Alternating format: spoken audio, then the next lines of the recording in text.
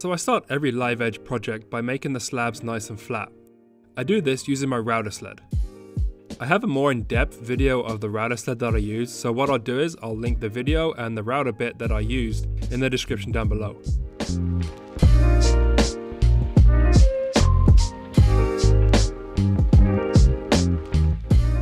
Once I'm happy with the final thickness of the slabs, I'll sand off all the router marks using my orbital sander. I then begin to sketch a line 1 inch away from the live edge. This will be the rebate for where the glass will sit.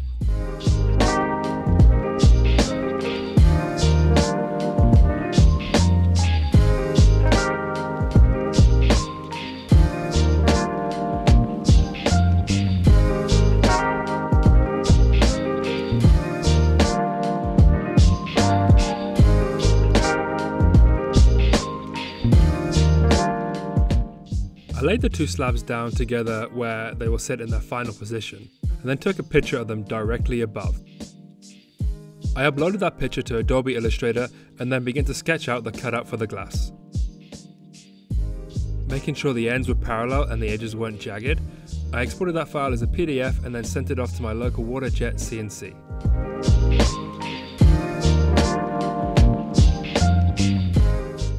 I then began to clean up any of the live edges and all the holes, removing any loose bark and dust and debris using a wire brush attachment attached to my drill.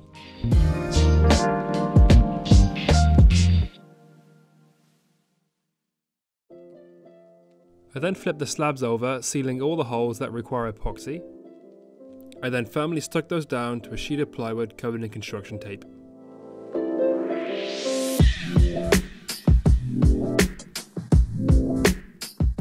Clamping the slabs down will help the risk of epoxy escaping.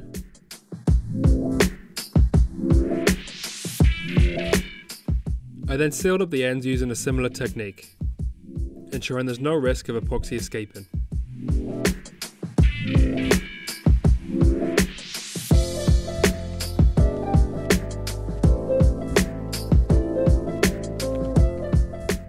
For this project, I'm using Epoxy's liquid plastic 2:1 mix ratio.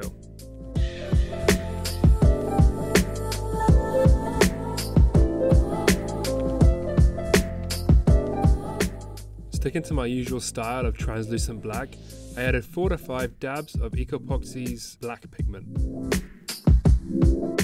Remember, when adding pigment to epoxy, a little goes a very long way.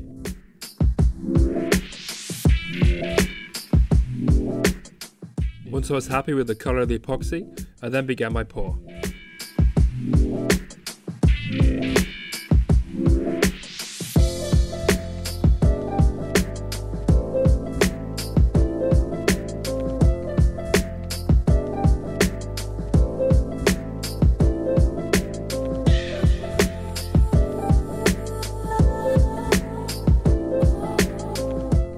Once the epoxy had fully hardened, I then took off all the high spots using my router sled.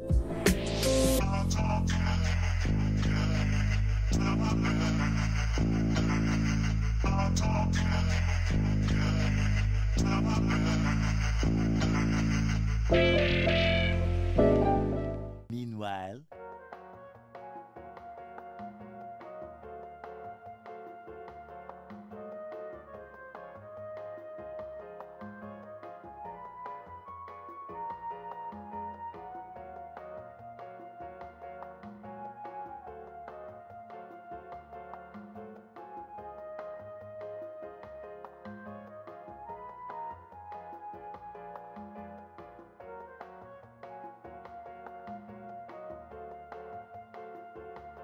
five hours later.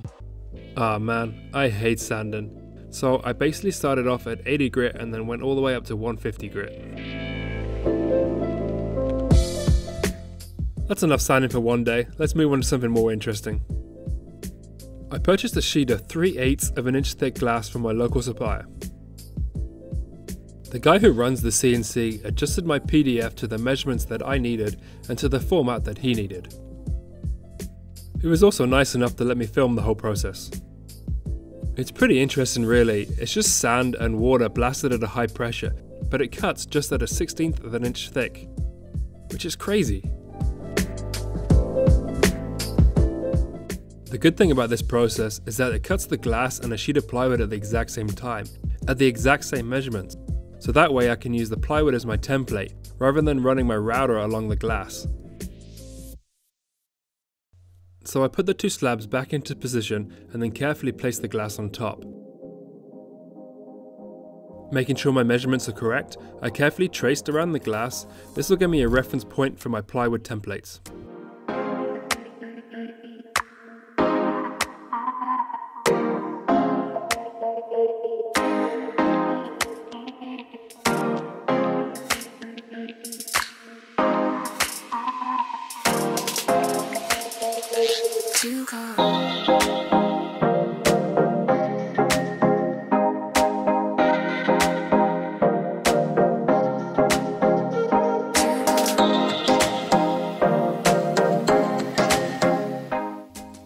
Using the outer edges of the plywood template, I then line them up with the marks that I just made.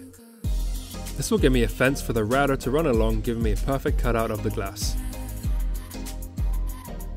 In my router, I'm using a 5/16 of an inch top bearing mortise and dado bit. I will link the exact router bit that I used down below. Because it has the bearing on top and the cutter below, this will allow me to run the bearing along my template, cutting the slab below. Taking a small layer off at a time, I begin to cut the dado for the glass.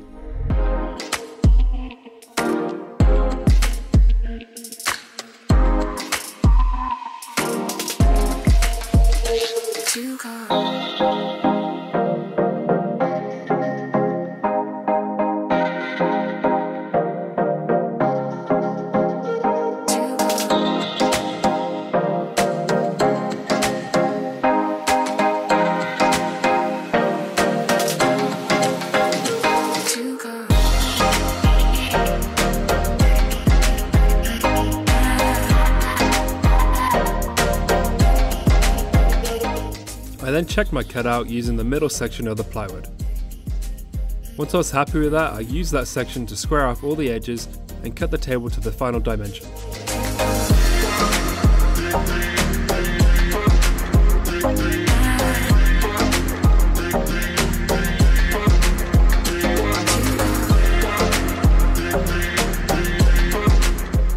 I cleaned up all the live edge using the wire brush attachment in my drill. I then removed all the router marks using a drum sander attachment for my drill. I then gave it a good final sand by hand.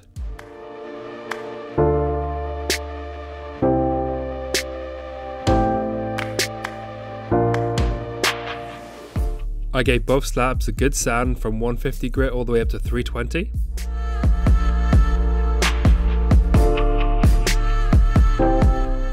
I then gave the slabs a good dust off and then applied a base coat of Ozma oil extra thin. I applied this by buffing it in with a blue shop towel.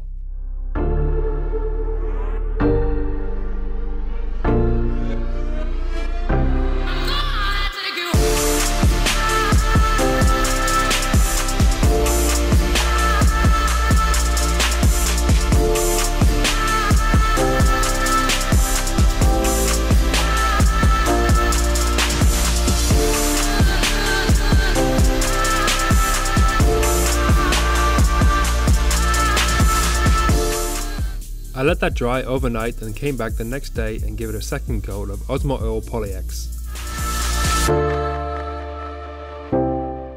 I applied the Poly-X using a low lint roller.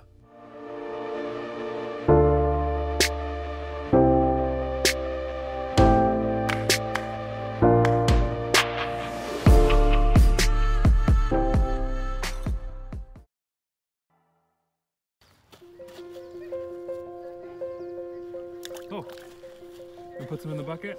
Yeah. Miracle bucket. You're gonna put them in the bucket, Wolfie, that's where we head. Wolfie, you put them in the bucket. You put them in the bucket?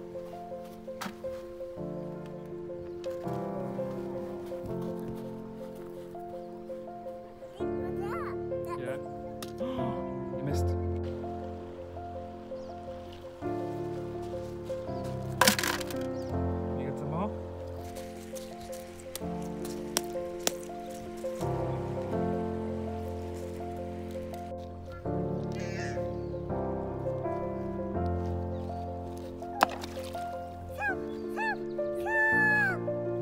bucket?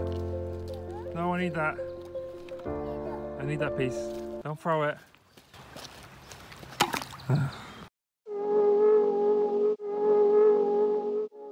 Once the finish had fully cured, I then lined the slabs up on the base. Using the plywood instead of the glass just helps the risk of me not damaging the glass.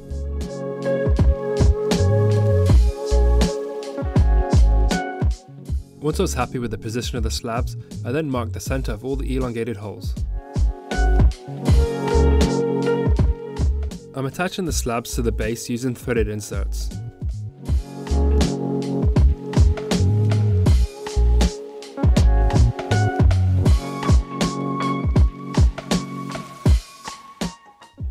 Once all the holes were drilled, I stuck in all the threaded inserts using 5mm epoxy. This just gives it that extra little grab in case there's any movement.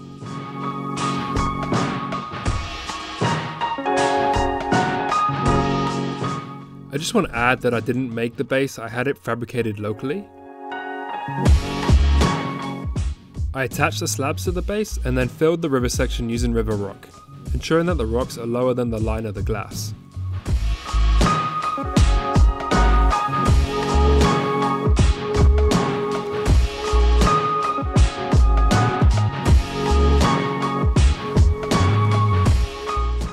Because the holes in the base were elongated, it gives me that extra little bit of wiggle room to drop the glass in nicely.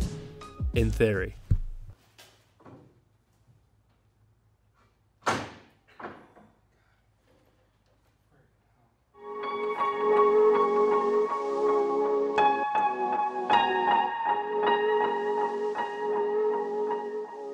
I allowed a small gap around the edge of the glass where it meets the wood, just in case there's any movement in the wood.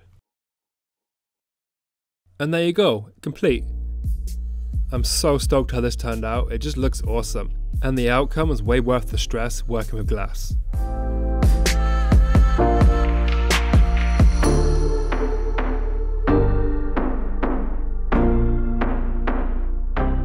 So if you enjoyed this video, please like and subscribe, I would appreciate that so much. If you had any questions or comments, please ask me down below. I have a whole bunch of new videos coming out very soon, so stay tuned for that. If you want to go see some more day-to-day stuff, go follow me on Instagram at RadDadBuilds. And as always, stay rad. Peace.